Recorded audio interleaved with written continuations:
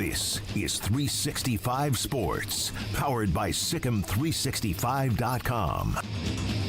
Welcome to the Triple Option. Here's your host, Paul Catalina. Well, hello. Today is our very first Streaker Sports Thursday. And I know that, like, sometimes you don't want to just rattle off and get a sponsor going right away, but they're an awesome new sponsor. Let me just show you right here. You go to streakersports.com, use promo code 365 Sports. You see they have colleges, they've got defunct sports leagues. I've got here an old football league, the Hartford Charter Oaks? Charter Oaks Football Club. So there you go. I liked the logo. I have an Army shirt I will wear after the break. I'm going to change. I'm going to do a quick Christina Aguilera-like wardrobe change. Emery, come here and show this. I want to get this right off the bat because we're really excited. That one. That one's awesome, Emery. Yeah. Emery's got the New Orleans Buccaneers, a former ABA basketball jersey right there. There we go. See that? There we go. Garrett, Boston University national champion. So, all right, go sit down.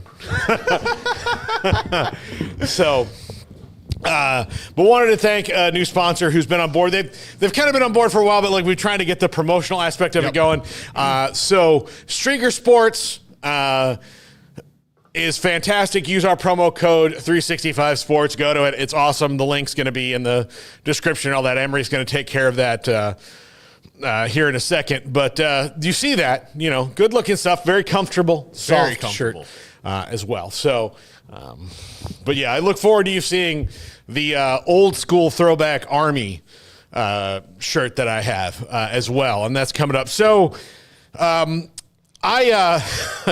forgot to get a co-host today.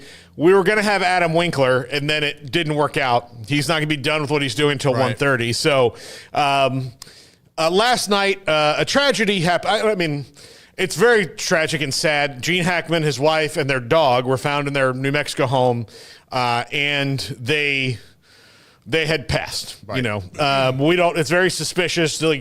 Nobody knows what happened. Gene Hackman was 95, but one of the greatest actors of all time. And so in a second, after we talk a little bit about Bo Davis leaving LSU and kind of what that means for their recruiting, he's going to the Saints. Garrett's got some nuggets on that. We're going to just spend the rest of the show debating sports movies because Garrett, Smokey said I needed to do a top 5 sports movies. It's not a bad idea. It's a very good idea. I said, but I'm a little bit nervous to do that because I'm afraid that I may not put Hoosiers in my top 5. But that's fair. It's a real. I can see. It's a fantastic movie. It is. It's a fantastic movie, and it's in a lot of people's sports top 5s. And so I'm gonna do a dumb thing here and dive into the chat. I think it's a generational thing too. Yeah, I mean, it's a generational movie as well. I mean, I remember when it came out. It was a hell of a movie. I like that. I mean, I was like 6 or 7 years old when it came out. It was before that. So, oh man. See, Chris Cobb already knows my actual favorite one. He actually knows my actual favorite one, and that's The Longest Yard. Oh, because Bert. Well, I mean, yes, but like we know it starts with Bert, Paul. It starts with Bert. Like everything starts and ends with Bert. But if you want to know like the best sports movie of all time, I mean that's really where it is. Which, I looked on like some of the like other websites and they didn't have The Longest Yard, and it's angered me to a point of where I'm having trouble breathing. I don't know if I would have it in mind. I was trying to think of like sports movies in general, but The Longest Yard is one of those where I liked it, but it wasn't like a regular go-to for me. Okay, so which Longest Yard are we talking about here? I mean, I've watched both of them. Okay, I'm glad that you're talking about both of them. There are a lot of people who don't realize that Adam Sandler did not create The Longest Yard. No, not at all. And I was fine with the new one. I thought it was good. The original Longest Yard is so good. I honestly, It's so I would funny. probably put North Dallas 40 above the old Longest Yard. I really enjoyed North Dallas 40. I thought that was a funny movie, a good movie. Yeah. So, but that's my problem is right now I'm struggling with, do I put Hoosiers in my top 5? I think in many regards, it's definitely a top 2 basketball movie. Correct. Is it a top 5 sports movie? Basketball has been a tougher nut to crack than most when it comes to sports movies. Mostly because Hoosiers is really the only basketball movie that's about the entire team. Usually basketball movies are kind of about one player and how they interact. I just thought of a basketball movie I love that completely. Sunset Park. Have you ever seen Sunset Park? Okay, Sunset Park has Danny DeVito's ex-wife is the coach. She comes in to coach this inner-city high school team. It's got a young what is his name? Who was the guy that was in the I'm terrible with actors and stuff. Oh my God. He was in no, I'll have to look it up. But it is a really, really good movie that I just completely forgotten about, but I love that movie. Yeah. You know, when you type in Longest Yard... Terrence Howard. Terrence Howard, okay. He's Spaceman in it. Okay. All right, I'm going to have to look that one up. I've actually made a change to my top 5 and included the Longest Yard, and Hoosiers is currently in it, but it may wind up out of it, and I don't want to do that on the day that we lost one of our great American actors, and that was one of his signature films. But even IMDb rates it as his 10th best movie. See, so like I have a hard time putting it in my top 5. Right. It's not even in Gene Hackman's top 5, but that's more indicative of the career of Gene Hackman than like the movie itself. Because like how do you grade a guy who is maybe the best bad guy in any movie ever in Unforgiven? That's fair. I mean, he was so bad. Like, he's the baddest bad guy. Yeah. And he's in that movie. He's also, like, he was the best bad guy in Westerns. His other one, The Quick and the Dead, not nearly as good as Unforgiven, but really good.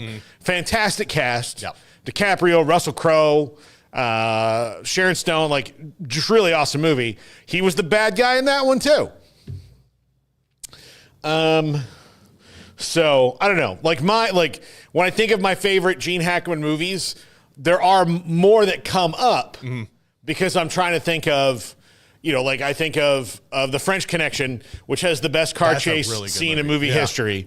I think about how hilarious he was in Young Frankenstein, even though it's not a Gene Hackman movie. He just got a small little part in it.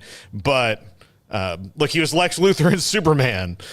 Mississippi Burning is, let me tell you, that one you would, like, based on what you told me about. I'm not doing none of that stuff. How things like that make you off. uncomfortable. Pisses me off. Oh, yeah. It's so good, though. And the bird, like I told you guys about the birdcage. Neither of you have seen it. The birdcage is just wall-to-wall hilarious. Wall-to-wall hilarious. And so, I mean, we're getting there. Let's see. Wet Blanket says, just say you don't like basketball. I do like basketball. I don't know, like, it's probably going to make it in. It's probably going to make it in because it did kind of shift the way sports movies were made. So it was kind of groundbreaking. Right.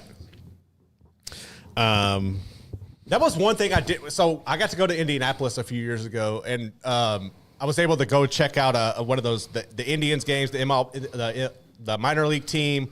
I went over to the Pacers Stadium, Lucas Oil, and everything. I went to the Indianapolis Motor Speedway. The one thing I didn't get to do there that I really wanted to do was go to Butler to see the gym, just because that's where they shot it and everything. Yeah. That was one where I need to get back up there and see that. But that, I mean, it's one of those things that you can't bring up sports movies and not especially basketball, and not bring up Hoosiers. You just can't. No, you can't. It's really hard to do. Kim Coulter mentions two of my other Gene Hackman favorites, which are Crimson Tide. Here's the thing: he's great in Crimson Tide, and he's the antagonist, but he's not a bad guy. Right. Like there's no the villain in that movie is not ever seen. Yeah. It's off screen. It's this Russian dictator who's going to potentially launch nukes. And then the conflict, Gene Hackman was wrong. And the reason I like that movie is like he's the antagonist and he's I guess the villain in the movie. Right. But it's more of a discussion about like what's the risk of doing, like how far can you push doing what's right? Right. You know, or just waiting and patience and that. So like it's so good, and he's relatable as a leader, I think, in that movie, of someone who has done a lot of good things. He's decorated for a reason, but also, you know, the reason you have a second in command that differs in view from you is that so you don't become a dictatorship, megalomaniacal, right? Yeah. Like that's the thing that makes it go, right? Mm-hmm. And he lost sight of that in the movie because of panic, right? And so I don't know. I like it's just such a good. I mean, when you have, hold on, let me. I'm going to tell you the cast of Crimson Tide, which again is so flipping good. So it's Denzel and Gene Hackman. So right there, you could have zero other people in the movie, and it's already going to be good. But you also throw in James Gandolfini, Viggo Mortensen. I mean, those guys alone, and then some really great character actors along the way. But like, it's got James Gandolfini and Viggo Mortensen in it, and that's good. I mean, yeah. So Tony Scott, who did the original Top Gun, did that movie. So I know this is not Sports Day, but Gene Hackman was so good. Barry Crawford mentions The Replacements. That's another one. Yeah, it's a very good movie. Like, here's the thing: The Replacements probably doesn't hang up as far as like cinematic gold compared to critics like some of the other sports movies do. But if you want to sit down and watch a super enjoyable movie that's funny, and everybody in it's likable, you know, Keanu's great in it. Yeah, Keanu, high hands. Reese Ifans is in it, the kicker. You know,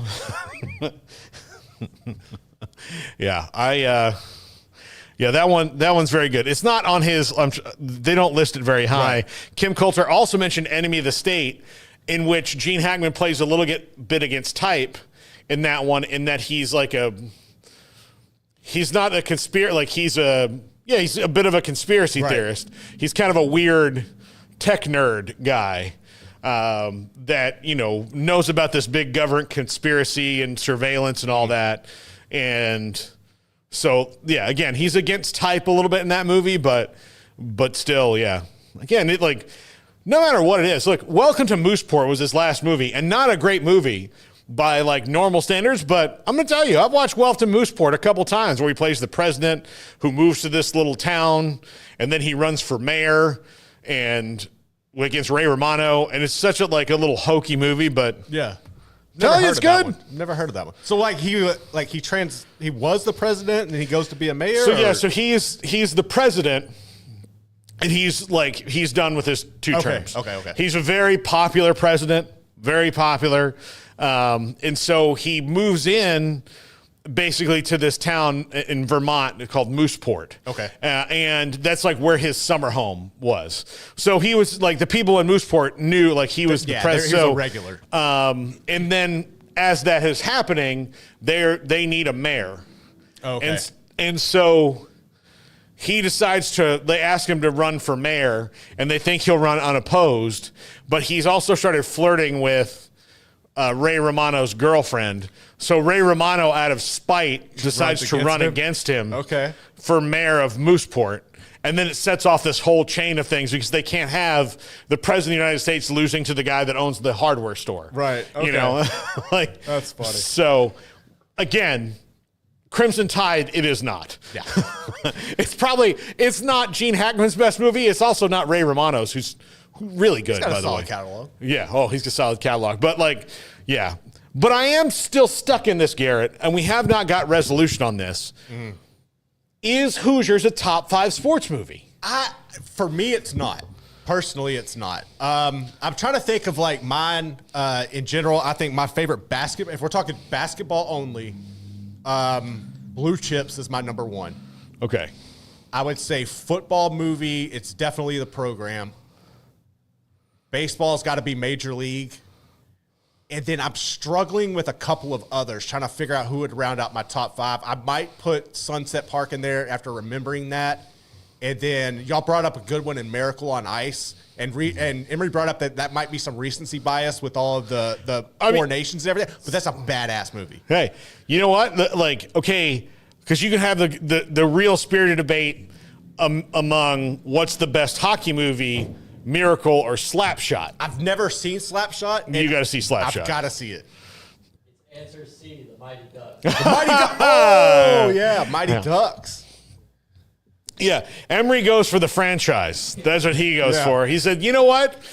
I see your Paul Newman. I see your Gene Hackman, and I raise you Charlie Sheen's brother.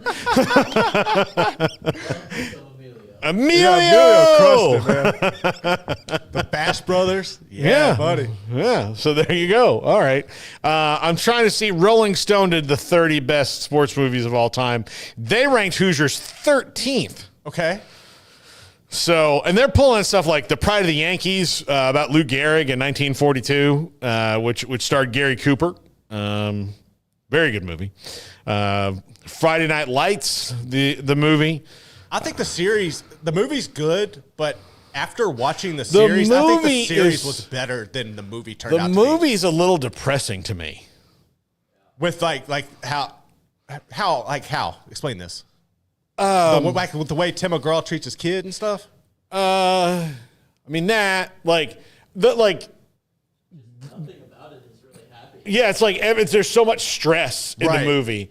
You know, it's like the uncut gems of football movies where like the whole time I'm stressed out for these kids and the pressure that's on them and the pressure that's on, the coach and all of this. And there's a scene in the movie that I think is one of the saddest things, but I've seen it happen so much living in Texas. Oh my God. The Ring, what's one of the saddest things It's is pathetic, there's a guy who's like 29 years old.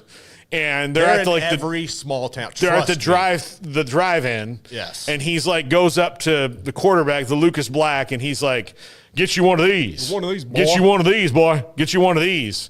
And Lucas Black sees himself in the future in that moment and doesn't want to be that. Yep. He doesn't want his whole life to be wrapped up around football. And having been to Odessa, not during it, but now. I mean, you covered a game there. Yeah.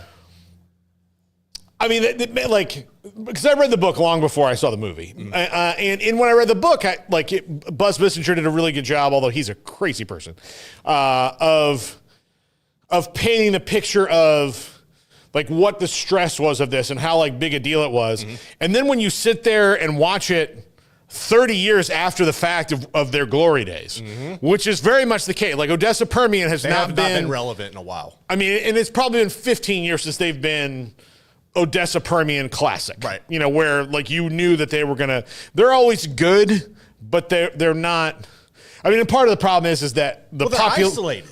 Well, yes, but also the population has grown there, so there's more high schools in Odessa and Midland now. So since then the population has grown because of the oil boom and so you go out to Odessa and Midland. It's isolated, but it's bigger than it was. So you open one extra high school and that takes 15 players away that would have been on the Odessa Permian team. So that's one of the reasons they're not as dominant. You have people you build a nice suburb in Midland and people move out there. Yeah, well, Greenwood then that's blew up. You never even had Greenwood, and now it blew up. Yeah, exactly. Yeah. So you have that, and that that affects the talent everywhere. So That's why, like, you remember how Plano used to be good at everything? Yeah. Well, now that they have 30 high schools, it's hard. That's why Allen refuses to get smaller. Temple as well. Like, they let Lake Belton be built in the Belton School District so they could continue to have that one singular high school in your town. Yeah, but what they also They did. bit them in the ass. What was also going was they had a border area where kids could pick either way, Correct. and that's where they built Lake Belton, and now those kids don't get to pick. And they also had let Belton get the elementary schools going up down into Temple's. Yeah, so it's different. So it's it hurts you. Frisco, like that's why Frisco just builds a new high school when they get to 5A because they don't want to they don't want to upset it's not just about athletics, so they just don't want to upset the apple cart of what they're doing. Right. But athletics is a big part of that. But yeah, Plano used to be like, Plano East, like there were three. About it. That's there were two or three high schools in Plano. Two of them were good. Yep. And then one of them was like, I wish we could be that. And then, Richardson Berkner's right there, and you have all these that grew out of it. And then, and so Odessa Permian not immune to that. Right. Even though it's certainly not Dallas. No, right. no. But it is. So that movie is really good. I don't want to say that it's not good. But I also think, like they tell the story of Odessa Permian really well. I would have loved to see a companion movie to that. Have you seen the Dallas Carter one? The one, not Marcus Spears. Played with defensive lineman for Greg Ellis. Yeah. Greg Ellis was involved in that. But yeah, I mean, like the Dallas Carter part of it. Like if you had done two, like. If I could go back and make the movie a series that was not like Friday Night Lights, the fictionalized series, if I could do that, I would do it from both perspectives because I think both stories are equally fascinating in very different regards. Totally different. Yep. Because Dallas Carter and Odessa Permian could not be in more different parts of Texas. Like totally different. One's inner city Dallas, one's West Texas. And the amount of effort, I'll tell you, if you ever do get a chance to go to a high school game at Odessa Permian, absolutely go because they super care. Yep. They put like the light show on. They put the light show on and everything. It was that was the night, I'll tell you, Smokey probably thinks of it as sad because that was the night I told him I'm out. I was retired. I'm out. I was retiring. This is my last run. But it was also like being there kind of said, like, you know what? I've been here now. I've been to this iconic, like Texas high school football thing.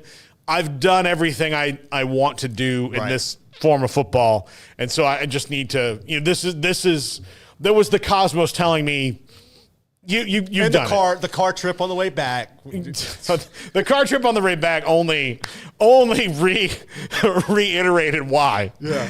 Reiterated why. And we were still really early on in this thing. Mm-hmm. So I saw this going in a different direction than we were at the radio station. Yeah. So that was kind of we don't need to do things the same way I did them before. Correct. And, plus I was getting married, it was all that was changing, but it is like Friday Night Lights is up there. It's certainly up there. They do rank, the Rolling Stone article ranks Slapshot as number 7. I've got to watch Bull Durham, which is I think the best baseball movie, is number 6. They've got Caddyshack at number 5. I've never seen Caddyshack. Oh, do yourself a favor. Bad News Bears at number 3. Okay. Rocky is number 2. The original? I hope it's the original. Yeah. Okay. Yeah. 1976 with Walter Matthau. Yeah, that was the better one. Yeah. I'll tell you, the Billy Bob Thornton's one's not bad. It was good, but it's not the same. No. It's not the same. No. He's got it of course, I think Billy Bob Thornton in comedy is better than Billy Bob Thornton in drama. Yeah. I would agree with that. He's great. I mean, he's one of my favorites. Speaking of Odessa, Landman.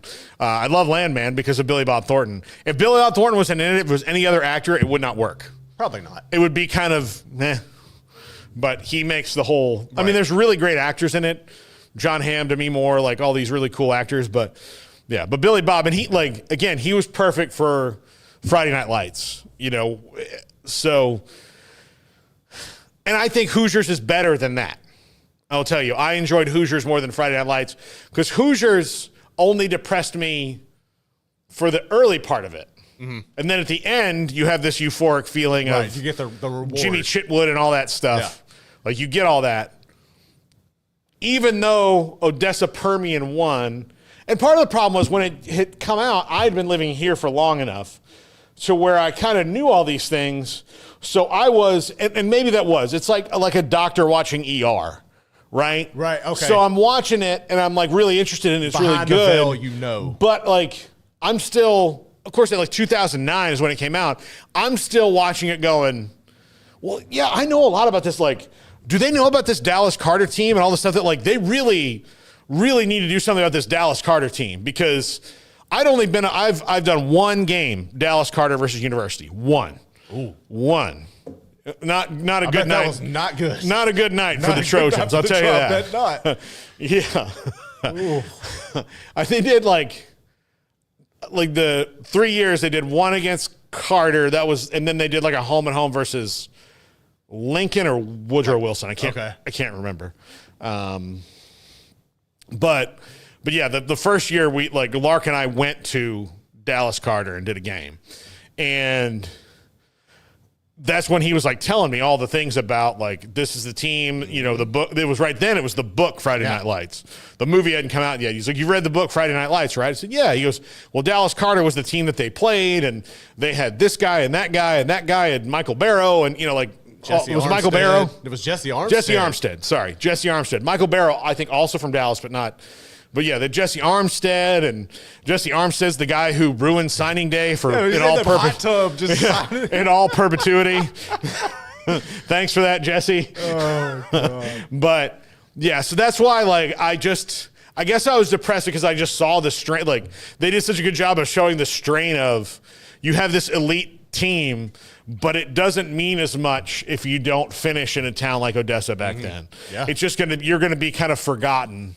And it's the okay with, like, I think it's like when, at least in the movie, when the team became okay with being forgotten. Like, if we don't win, that's fine. Yeah. Like, there's not going to be, like, there's stuff outside of here. That's when they were able to kind of win the game. Yeah. And, you know, I think the filmmakers also portrayed Dallas Carter is a little more antagonistic than they were, because you have to do that in movies. So I think maybe that's why I just wrestle with it so much. It's hard. Like, it's a movie that's hard for me to watch because I've seen it, like, in so many other, like, microcosm forms. See, and this sets this up, because I've always felt like somebody should do a story on the dark side of high school football. Because growing up in a small town, I've seen so many people who invested their lives into that. That was all it was, right? It was high school football. It was the attention you get on Friday nights. You're the big man. You're everybody's looking at you. You're a celebrity, per se, in your little communities. And then once that's over, I would say probably 95% of the people in these communities never get over that. And they find themselves struggling to reach the level of hype or success in life outside of that. They never find it. And you find so many people who end up on drugs or alcohol and just derail their lives trying to just cope and relive that moment. And I think when you go back to that scene with the guy in the ring, like that, there's something to that. Yeah. But yeah, man, I've seen it play out, like, personally so much where it's, there's something to that. There is a dark side to it. Yeah. Yeah, there certainly is, like, just a stress to it. Right. And, you know, the best team that I ever broadcast was Midway 2017. They were undefeated until the state championship game. You saw them play. They were loaded. They were elite. They were fun. They were fun. They were great. And the thing that was so different about them, I noticed, is that never once did I talk to them and they ever had the weight of winning on. Like, Coach Hume did a good job of keeping that team pretty loose and light. Yeah, it was just fun. It was a game. It was fun. And so that can't be the case ever. Like, and of course, Midway doesn't have, other state titles. Like this was going to be their first. Now they've had really great runs, but they didn't have other state titles. So there was no burden on them to like do it like everybody else did. Live up to, like, it's not like South Lake Carroll where you've got to be the net. Yeah. Yeah. If you don't win at South Lake or Highland Park or, Allen. Lake. Yeah. Yeah. It's, you have a hard time, they're like Alabama. Right. Exactly. That's great right there. Alabama has 3 head coaches and everybody else, right? Yeah. They have Bear, Gene, and Saban, and then there's everybody else. Yep. Even though they've had way more coaches than that. But those are the 3. Yeah, exactly. The Cowboys have had 3 coaches, right? Mm-hmm. Landry, Jimmy, and Jimmy Barry, and Tom. Okay. Like that's everybody else is just a guy. Yeah. And so there's when you take the job of a team like the Cowboys, there's inherent pressure that's different than when you take the job of, say, the Browns. Oh, yeah. Like the Browns. Like, there's a standard you got to live up to. Yeah. So it's the same way. It's the same way. It's the same way in Texas high school football. There's, jobs, like people want them, right? They want those jobs. But also there's a couple people who might do really well in those jobs who don't even go anywhere near them because they're like, you know what, I'm happy to have my own thing here. I'd rather have less pressure over here. Exactly. I'm happy where I'm living. We're very successful. I'm getting paid. Like I'm getting paid well. I don't want to move. I don't need to prove anything over there. Correct. So, but yeah, I mean that like I knew, and again, the last 2 coaches at Allen have been really good friends of mine. Lee and Terry Gamble and Lee Wigginton. Yeah, look, I don't know if Mejia was Lee's first head coaching job or his second. I can't remember. I think it might have been his first. Might have been his first, but I mean, because he was an assistant there, right? And then or was he the assistant at Midway and took over? I can't remember that. Yeah, I don't know. He was, so I can't remember, but he went there and I mean, they had really good teams. They had really good teams. But yeah, I think about Friday nights all the time in that. Let's take a break. When we come back, I have a uniform change, a wardrobe change to make. We've got the glam squad. Andrew's going to help me. There's all those things. It's like a Taylor Swift. Quick little turnaround. J-Lo. Liberace kind of a thing.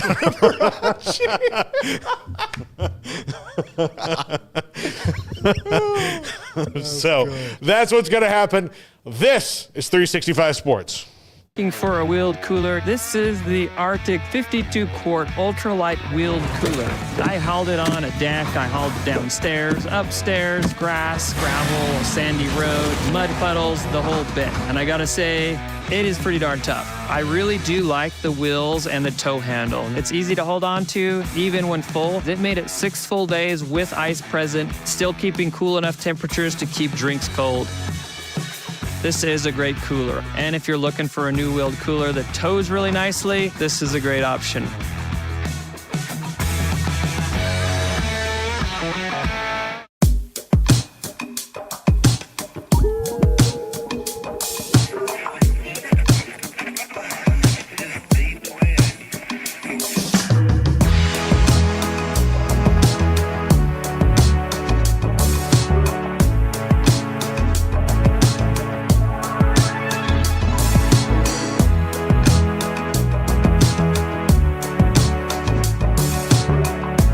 We are super excited for the launch of our Swing Juice polos. The number one thing when we were designing this polo was to find the best quality fabric. I wanted it to be functional, wanted it to be performance-based, and something that personally that I would wear. It's made with a bamboo charcoal infused micropolyester, UV protection of 50 plus. It's naturally odor resistant. It's a quick dry performance fabric and it's very easy care. Currently, these polos are available at swingjuice.com. Can't wait for you to try them out. Guarantee you're gonna love them.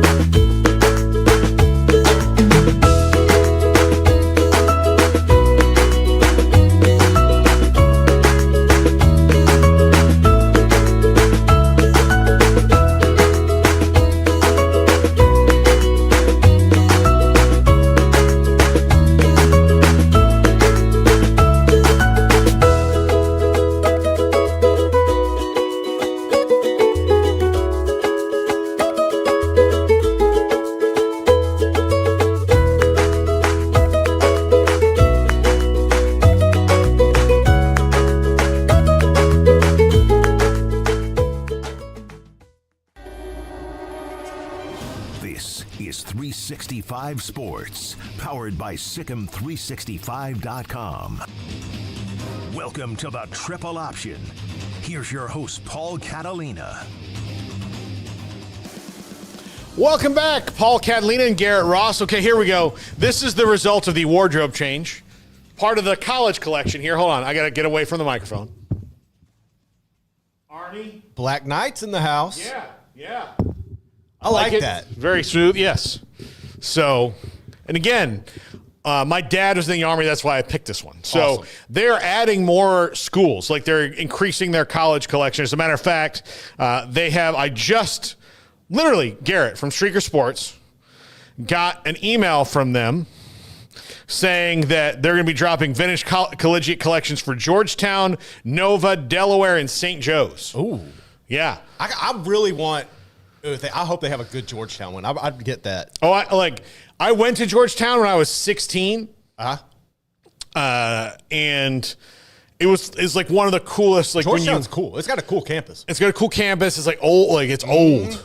You know, and you imagine 1996, it felt old, you know. And then, like, I got to, like, walk down the steps that were on The Exorcist, which, unfortunately, that day smelled like piss. But you'll get that in D.C. You can get that. It's D.C. You like, get that. And cool city, but you get that. But yeah, I was at the National Young Leaders Conference, which is like the Model UN on steroids. Okay.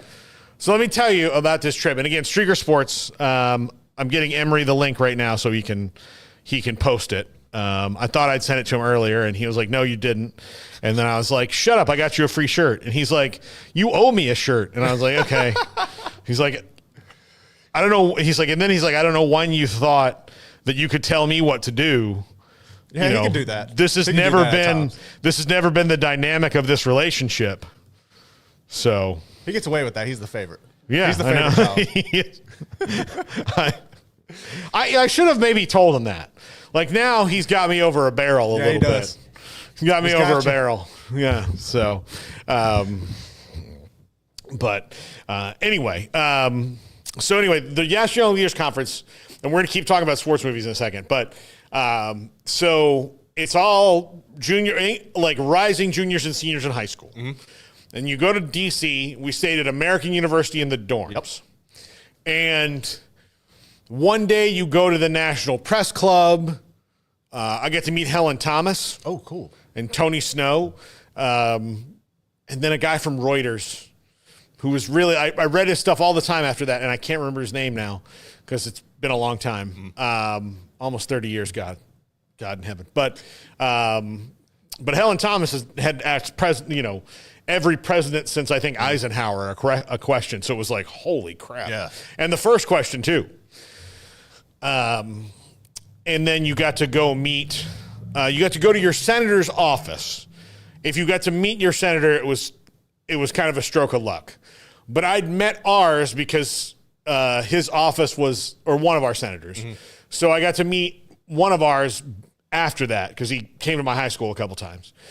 Connie Mack, who was the son of the legendary Connie Mack, that was the baseball manager. Mm-hmm. And then I got to meet my representative, Porter Goss, who then wound up being the head of the CIA under George Bush, which I had that picture. I don't know, my mom probably still has it. But when my dad had the picture of me and the other kid from our district that were there with Porter Goss. And he thought, like, when he got named the head of the CIA, he would show it to people like, here's Paul with the head of the CIA. Oh, that's awesome. He was not the head of the CIA when I met him. He was a lowly. He got there because he met you, Paul. Maybe it was. That's what it was. He met you, and that's what it was. Yeah. More politicians should want to meet me. I'm the new I said nice things about Trump to get you a job. That's all you need to do now to get one of these high level jobs. Better have the dirt and the money. Yeah, I guess dirt so. And the money. I guess so.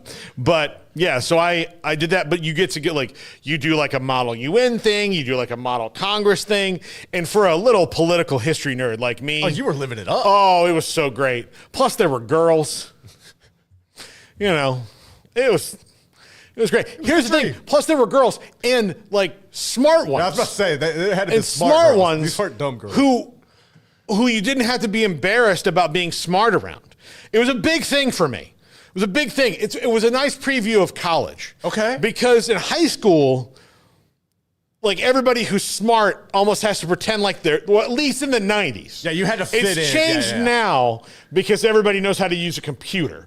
But in the 90s, you kind of had to keep a lid on your smarts. Yep. It really was a stupid thing that you would be like, you know, like, hey, don't be too smart. Yeah. You'll be like Anthony Michael Hall in The Breakfast Club. You know, don't do that. You don't want to be that guy. You want to be Emilio Estevez. You don't want to be, second, by the way, Emilio Estevez There we go. reference today. Didn't see that coming. Yeah. We need a graphic. Every time I find a way to pull Emilio Estevez into the show, we just flash his face up on the screen. But yeah, so when it came to like girls, like even though if like you had a smart girlfriend, like when you two were in public, you had to pretend to be like 5 to 10% dumber than you were. You had to dumb it down and be the Yeah. That's why you have to walk in both worlds. That's why, like, you know, football player Paul doesn't tell you that he met Porter Goss. No. You know, student body president Paul does. Absolutely. And I was both those things. But like it was, so I was in heaven. I was in heaven. And the thing is that like it did wonders for my self-esteem because you think that even though you have friends that you're the only person who likes this stuff. And then when you find out like, no. There's other people who are interested in how the country works and, you know, how things are supposed to be. So I would recommend everyone get to do that, especially It'd now probably because, help. you know, I don't think we know as much about civics as we used to. I don't think we know Anything. much of anything. Yeah, we don't know anything. We have everything at our fingertips and we know nothing. That was the plan. Well, I guess I'll so. just leave it at that. Yeah. So also I think the nudity really threw us off because like, here's the thing. If I'm in a library doing a research paper and I like have a thought where I'm like, man, I'd like to see a naked chick right now. There's nothing I can do about it back in the day, you know? Yeah. I mean, like the best I can do is like go get an art book and hope that they got some nudes in there. For a little nip slip. Yeah. I mean, there's nothing I can do. You know, it's not like I can go to the librarian and be like, hey, where's the porn in here? You know, I can't do that. Like, that's not a thing. You'll get arrested. Yeah. But when all of a sudden, you know, like you'd be sitting there doing, like you could be doing something good. You're like, all right, you know, I'm sitting here working on my novel, boom, boom, boom, boom, boom, you know, or working on this research paper about this, da. And then you have that little moment of like, you know, where your mind escapes you. Yeah. You start thinking about, oh man. And then you've lost 10 minutes. Well, I mean, then you're just like, there you go. Then you shut the It's computer down. erased whatever productive thought you had. Yeah. So I think that's more to blame than anything else. I'm not even on a moral high ground about it. I'm just telling you that like science would prove that. Yeah. Like if I took this to a university and I said I would like to research the effects of, you know, like you make everybody do this like we used to have to do, where you go to a fucking card catalog and do all this, or I want them to have to sit here and like do it how they do now, where you just ask Google, like, hey, Google, tell me about the Cuban Missile Crisis. And then it just gives you everything you could possibly need. You don't have to do any real work on it. And then while you're doing it, how many times do you veer off and do something that's Instagram, Twitter, nude stuff, like all like, you know, you have that thought of like, oh, hey, you know, oh, you know what? I'm going to watch one episode of Cobra Kai while I'm in the middle of this because I can do it right here. I don't have to move. Yeah. I can just go, boom, Cobra Kai, and done. I promise you, more productive research done card catalog way because you just had to go like. You had no distraction. Well, the only way out was through. True. Right? So the only way out was through. So you had to go and look things up. Emery and Andrew don't even know what a card catalog is. Nope.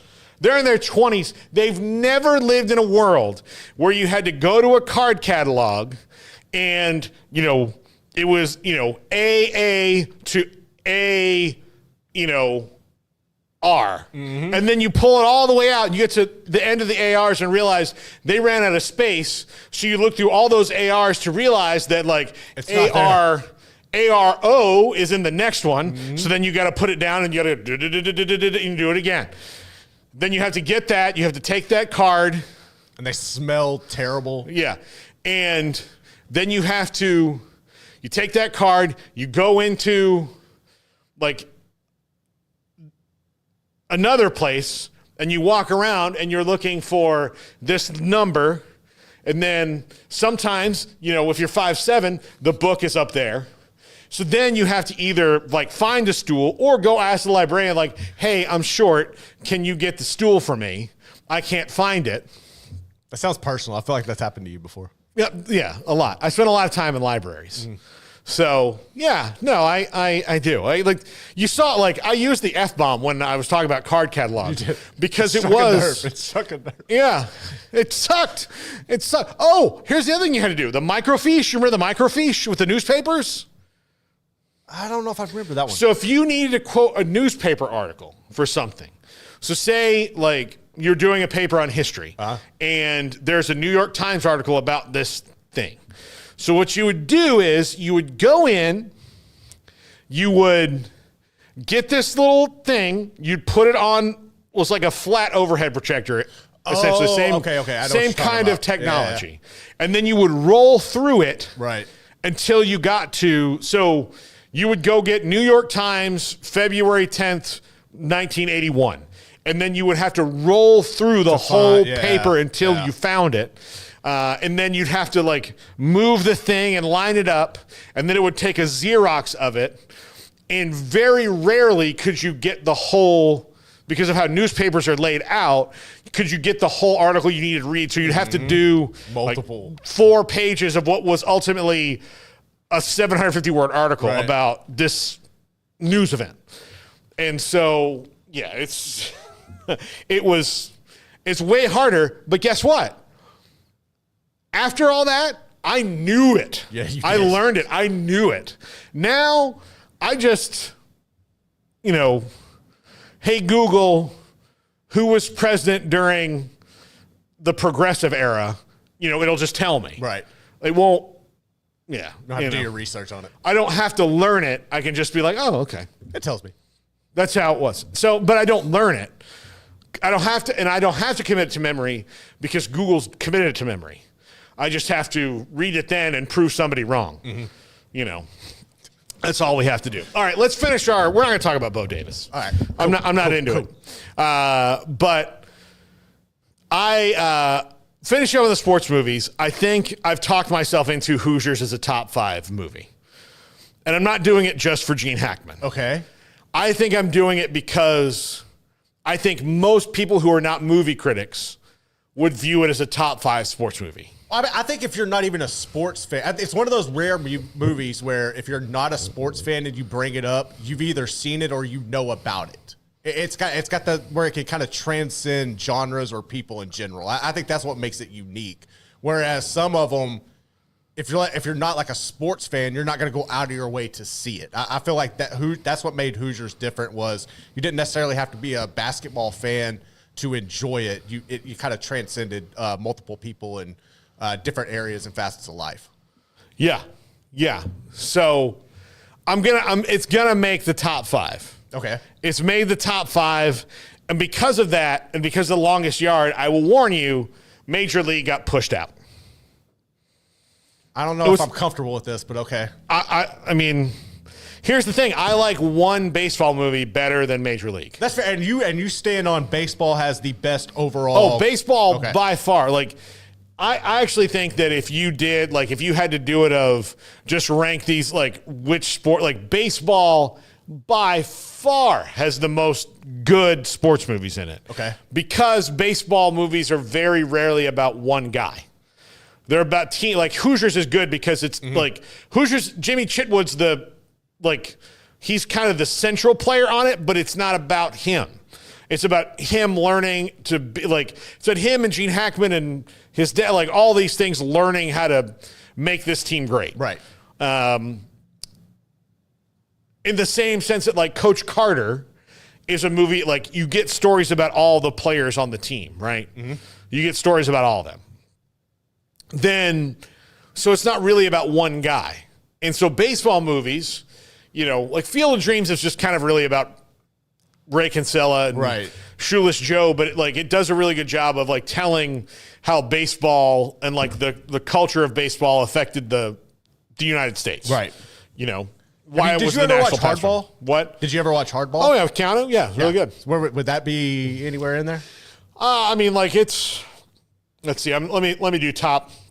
Let me just rattle off in no particular order baseball movies that I think are elite. Bull Durham. Yes. Major League. Yes. Field of Dreams. Yes. A Perfect Game. I don't know that I've seen that. That's the third Kevin Costner baseball where he throws a perfect game. League of Their Own. Yeah, that's good. League of Their Own is fantastic. So funny. Bad News Bears. Yep. Pride of the Yankees about Lou Gehrig. The Natural. I can't believe I didn't say The Natural. Yeah, Hardball's probably in there. I mean, I'm a little partial to Rookie of the Year. Yeah. Sandlot? Sandlot. Oh, yeah. Sandlot's above Hardball. Throw Sandlot in there. Yeah, Sandlot's probably above several of those. Oh, yeah. Sandlot. Oh, yeah. Yeah, I mean, I'm partial to Rookie of the Year. Although, I mean, it's not the best, but... That's up there with, Angels in the outfield. It's just, Rookie of the Year, Little Big League, Angels in the outfield. That's your good, little trilogy of... the children if your kid liked The Sandlot, he'll like these movies. Correct. You can let him watch these baseball movies before you let him get into Major League and Bull Durham. It's like your Little League working your way up. Yeah. Because Bull Durham and Major League are R-rated movies. You don't want your kid who likes baseball to watch those just yet. Yeah. You want him to learn that baseball players are disgusting animals later on. Right. Later on. And I say that baseball players with love. With love. But I will tell you, of all the sports, baseball guys are the most disgusting. I can see that. Yeah. Do you like Moneyball? Moneyball, yes. Moneyball also very. I haven't seen that one either. Oh yeah, really good, really good. The only thing I don't like about Moneyball is that there's this generation of people who have seen Moneyball and think it's this great sports movie. And think that they were successful with it or something. something. Think that Moneyball worked for the long term. Right. They missed the point of it. Billy Beane is so brilliant because he made it work for them for as long as he could. Yeah.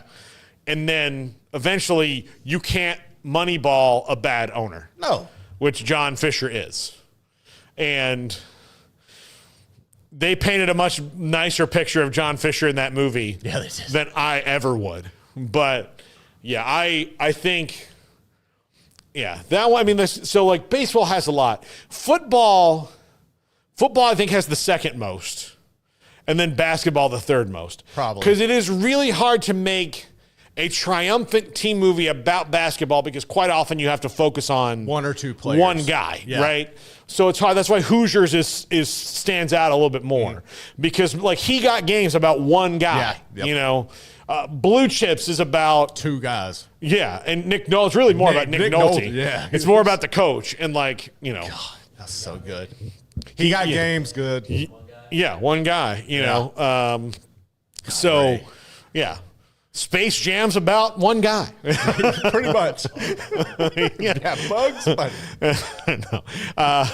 So it's harder, which is why I think White Men Can't Jump might be my second favorite basketball movie, just because that's different. It's got so a different, unique. Yeah, it's so different, and it's so funny. It is very good. It's so funny. Wesley Snipes in two of these big time movies, Major League and yeah. It's one of the reasons why I didn't like Major League 2 that much because no offense to Omar Epps, but that's not Willie Mays Hayes. No, it's not. And I love Omar Epps. He had a hell of a run with sports movies, but he's not. And he'll eventually do the Mike Tomlin biopic. Yes, he will. But doppelganger. My Willie Mays Hayes, hit like Mays, run like Hayes. Yep. Is is Wesley Snipes. Mm-hmm. Yeah. And what's his name? With the little shrine guy. Oh my God. Joe Serrano, Pedro Serrano. Yeah, Pedro Serrano. Yeah, he's the Allstate guy, and he was also the president on 24, I think. And he's been in a lot of other things. I see him, but all I think of is like, I give you rum. Yeah. He's running around the bases with this. Hats for bats. Keep bats warm. I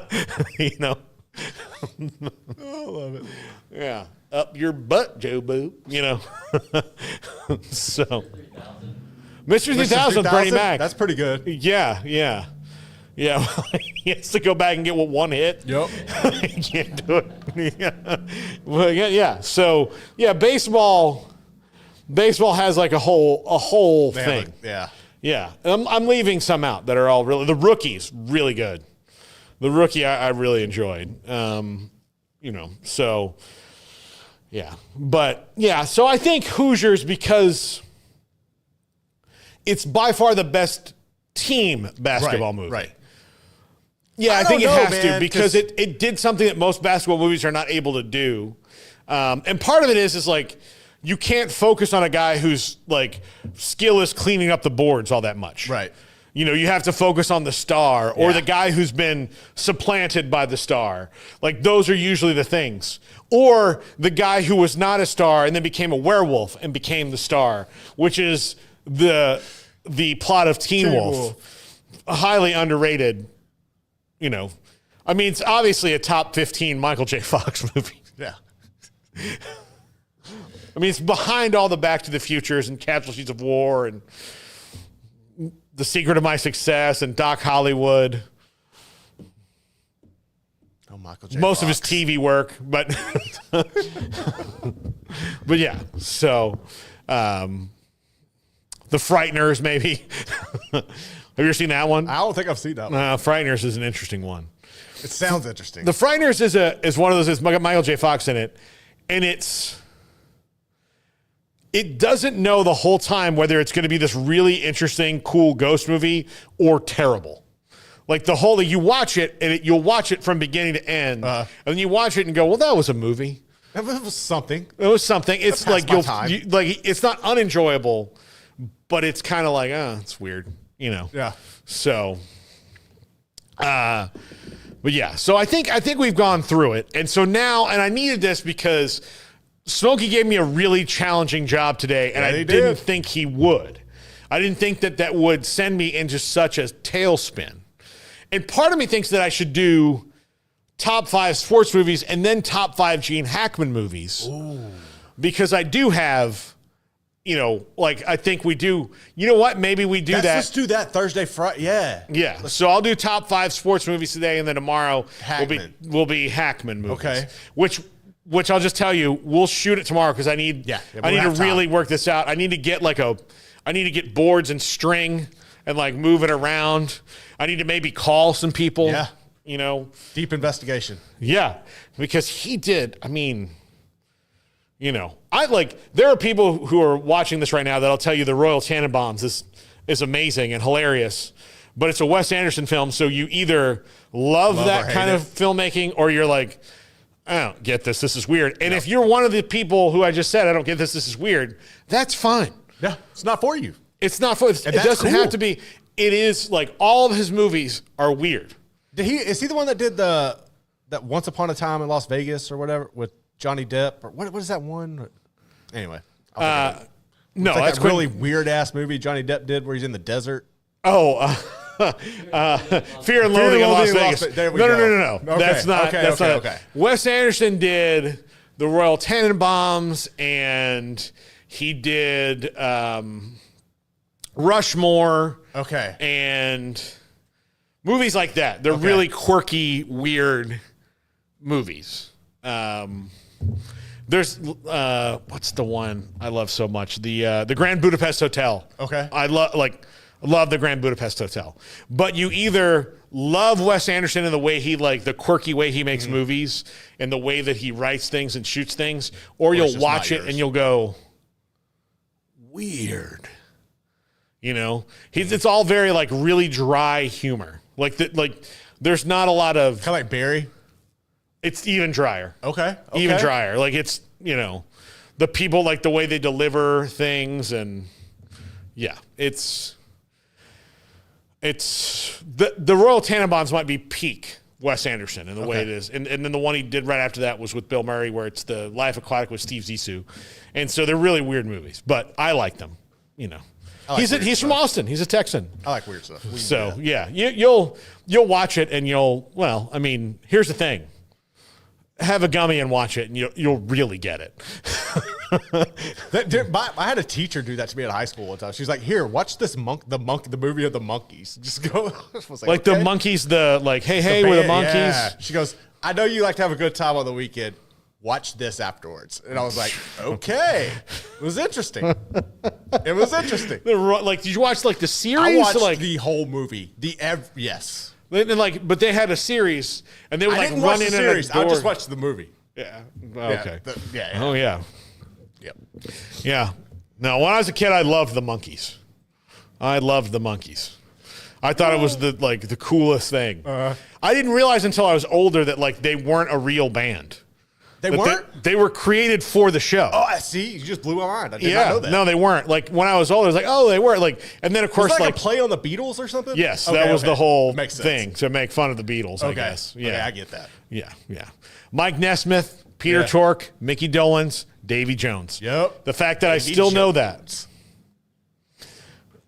The fact that I knew that at once at all, I mean, should tell you a lot about me.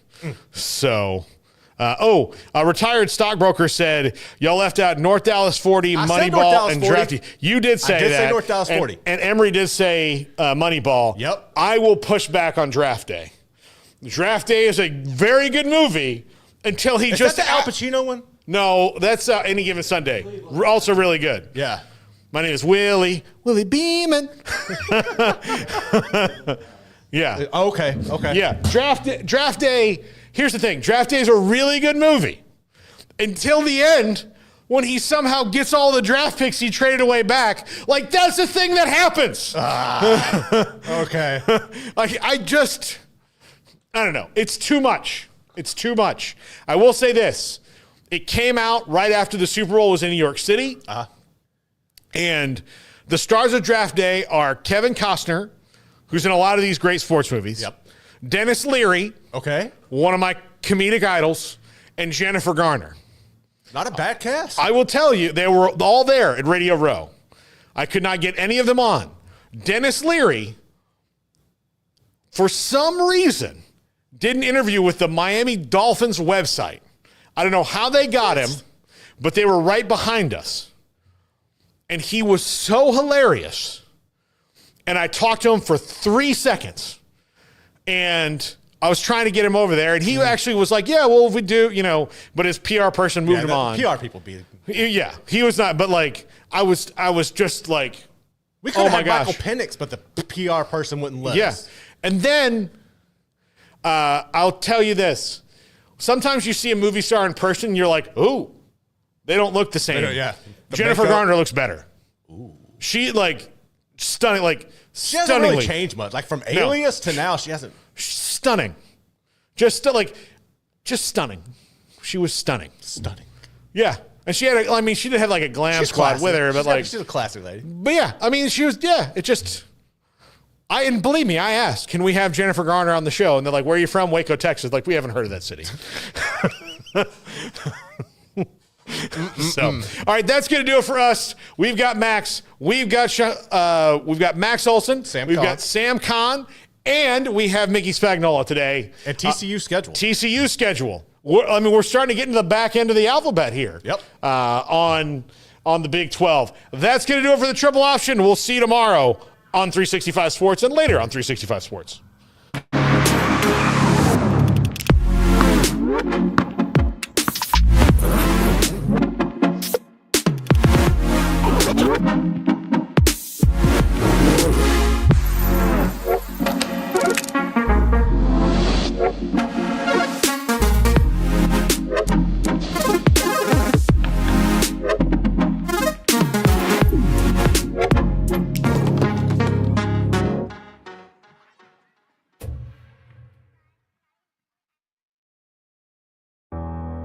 Why do you do it?